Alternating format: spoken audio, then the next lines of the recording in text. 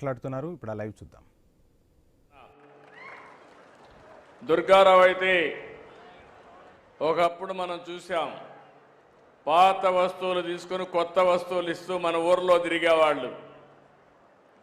అదే కాన్సెప్ట్లో ఈరోజు ఇక్కడ చూస్తే స్వచ్ఛ రథాలు మండలానికి ఒకటి పెడుతున్నాం. వారానికి ఒకసారి ఒక గ్రామానికి వస్తారు. మీ ఇంట్లో ఉండే పాతవన్నీ పనికిరాని వస్తువులన్నీ ఇస్తే మీకు అవసరమైన నిత్యావసర వస్తువులన్నీ కూడా మీకు అందుబాటులో పెట్టే కార్యక్రమానికి శ్రీకారం చుట్టాం. ఈరోజు రాష్ట్రంలో అన్ని మండలాలు పూర్తి చేస్తున్నాం. రేపు రాబోయే మార్చికంతా మీరంతా కూడా ఇంట్లో చెత్త బయట పారేయకుండా ఇంట్లో పక్కబెట్టి ఎప్పుడు రథం ఇస్తే దానికి ఇస్తే 2 లాభాలు.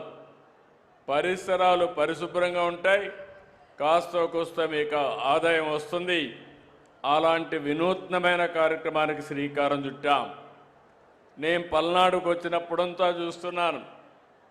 పల్నాడు అనగానే ఒక పౌరుషాల గడ్డ. అంతేకాకుండా మొన్నే కోటప్ప కొండ తిరణాళ్ళైనా కూడా బ్రహ్మాండంగా చేశారు. పల్నాడులో అడుగు పెడితే వైబ్రేషన్లే డిఫరెంట్గా ఉంటాయి. శివరాత్రి ప్రభల కంటే కోటప్ప కొండ ప్రభలే ముందు గుర్తొస్తాయి. మొన్న కూడా మీరు చూస్తే కోటప్ప కొండ శివరాత్రి మరింత ఉత్సాహంగా 2 కూడా బ్రహ్మాండంగా జరిగాయి. నేను నిత్యం మానిటర్ చేశాను. విపరీతంగా వచ్చారు. దానికి కూడా కారణాలు, అనేక కారణాలు ఉన్నాయి. కోటప్ప కొండ దద్దరిల్లే పరిస్థితి వచ్చిందంటే అది మీకుండే అభిమానం. అలాంటి వారందరినీ మీ భక్తిని కూడా మీరు చాటే పరిస్థితికి వచ్చారు. అలాంటి మిమ్మల్ని మరొక్కసారి అభినందిస్తున్నాను. ఈరోజు మనందరం కూడా నేను వచ్చింది స్వచ్ఛాంధ్ర స్వర్ణాంధ్ర. నేను ప్రారంభించింది 2025 జనవరిలో ప్రారంభించాను. మంత్రి నారాయణ గారు పట్టణాభివృద్ధి శాఖ మంత్రి, మన డిప్యూటీ సీఎం పవన్ కళ్యాణ్ గారు పంచాయతీరాజ్ శాఖ మాత్యులు, వాళ్ళిద్దరి ఆధ్వర్యంలో ఈరోజు స్వచ్ఛాంధ్ర కార్యక్రమాలు ముమ్మరంగా జరుగుతున్నాయి. మీరు ఒక విషయం గుర్తుపెట్టుకోవాలి. ఒక ప్రభుత్వాలు మాతే ఏ విధంగా ఉంటుందో ఇది ఒక ఉదాహరణ. నేను ఈరోజు ప్రారంభించిన కార్యక్రమం కాదు ఇది. నేను ఎప్పుడు పచ్చదనం, పరిశుభ్రం, నీరు, మీరు, అదే మరి ఆకస్మిక తనిఖీలు, ఇలాంటి అనేక కార్యక్రమాల్లో ప్రజలకు దగ్గర కావడానికి వచ్చాను. ఈరోజు మీరు గుర్తుపెట్టుకోవాల్సింది, స్వచ్ఛాంధ్ర అంటే మీ అందరిలో కూడా ఇంట్లో చెత్త ఉంటుంది. చెత్త క్లీన్ చేస్తారు, రోడ్డు మీద వేస్తాం. అంటే మన ఉద్దేశం ఏంటి? ఇల్లు నాది, రోడ్డు ఎవరిదో. ఆ రోడ్డు మీద ఉండే చెత్తలో దోమలన్నీ పెరిగి మళ్ళా మీకు ఇంట్లోకి వచ్చి మిమ్మల్ని కుట్టే పరిస్థితి వస్తుంది. దాంతో హాస్పిటల్కి పోతారు. అంటే ఒక్కొక్కసారి మన చేతులారా మన ఆరోగ్యాన్ని పోగొట్టుకుంటున్నాం. నేను ముఖ్యమంత్రి అయిన నాటికి మీరు చూస్తే 108 లక్షల మెట్రిక్ టన్నులు చెత్తంతా కూరకపోయింది. కొండల గుట్టలుగా పేరకపోయింది. అందులో వర్షం పడితే ఆ వర్షం పడి అందులో ఉండే చెత్త, మలినం మీ భూమిలో ఇంకే పరిస్థితి వస్తుంది. మొత్తం భూజలాలన్నీ కూడా కలుషితమయ్యే ప్రమాదం వచ్చింది.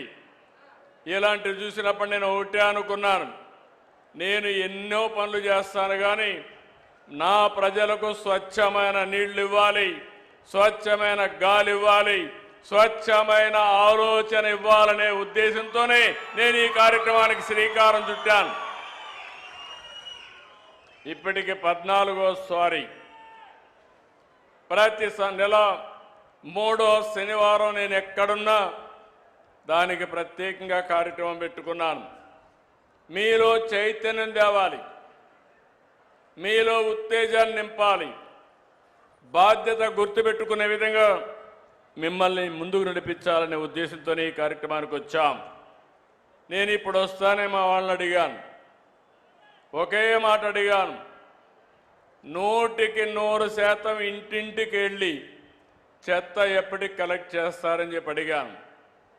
ఇప్పటికే 97% మున్సిపాలిటీలో ఇంటింటికి వెళ్ళి చెత్త కలెక్ట్ చేస్తున్నారు. గ్రామీణ ప్రాంతాల్లో మార్చి 31కి 100% ప్రతి ఇంటి దగ్గర చెత్త కలెక్ట్ చేసే బాధ్యత ఈ ప్రభుత్వం తీసుకుంటామని మీ అందరికీ హామీ ఇస్తున్నా. అది పెద్ద మార్పు. ఒకసారి ఇప్పుడే ఆడబిడ్డ చెప్పింది, లక్ష్మీ గోవిందమ్మ.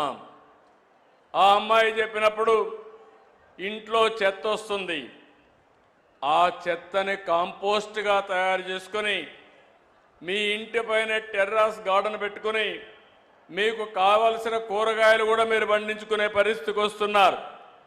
అలాంటి కార్యక్రమంలో మీరు చూస్తే ఇప్పటి వరకు దగ్గర 4,14,004 కుటుంబాలు హోమ్ కాంపోస్ట్ తయారు చేస్తున్నాయి. 4,19,288 మంది టెర్రస్ గార్డెన్ కూడా పెట్టుకుని అక్కడే కూరగాయలు కూడా ఉత్పత్తి చేసే పరిస్థితికి వచ్చారు. ఇంకో పక్క ఈ స్వచ్ఛ రథాల ద్వారా మీరు ఏవైతే వేస్ట్ జనరేట్ చేస్తున్నారో, చెత్త జనరేట్ చేస్తున్నారో అవన్నీ కూడా దగ్గర 9 రకాల వస్తువులను ఇప్పటికి ప్రొక్యూర్ చేస్తున్నారు.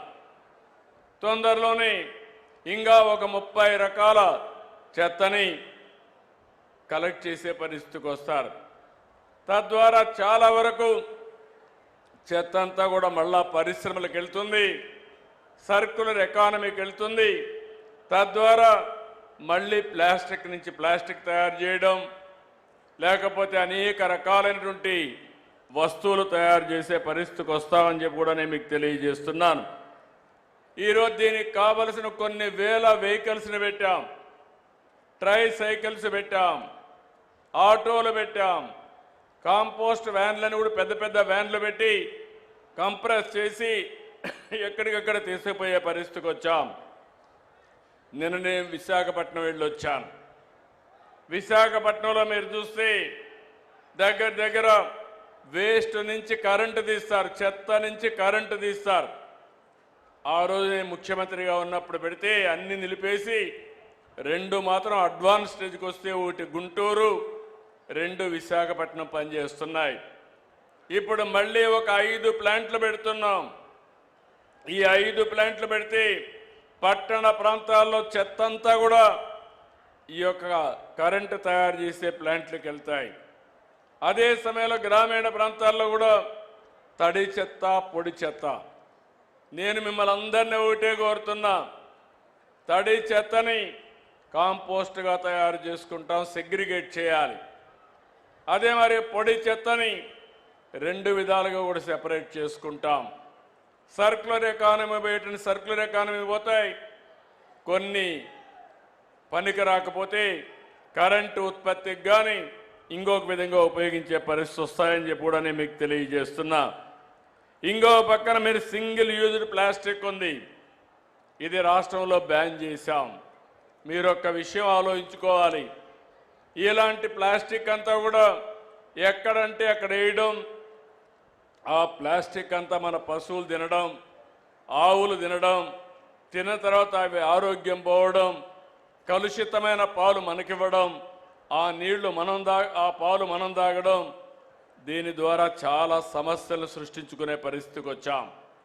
అందుకే నేను ఒకటే ఆలోచిస్తున్నాను, స్వచ్ఛ భారత్ రిపోర్ట్ నేనే ఇచ్చాను.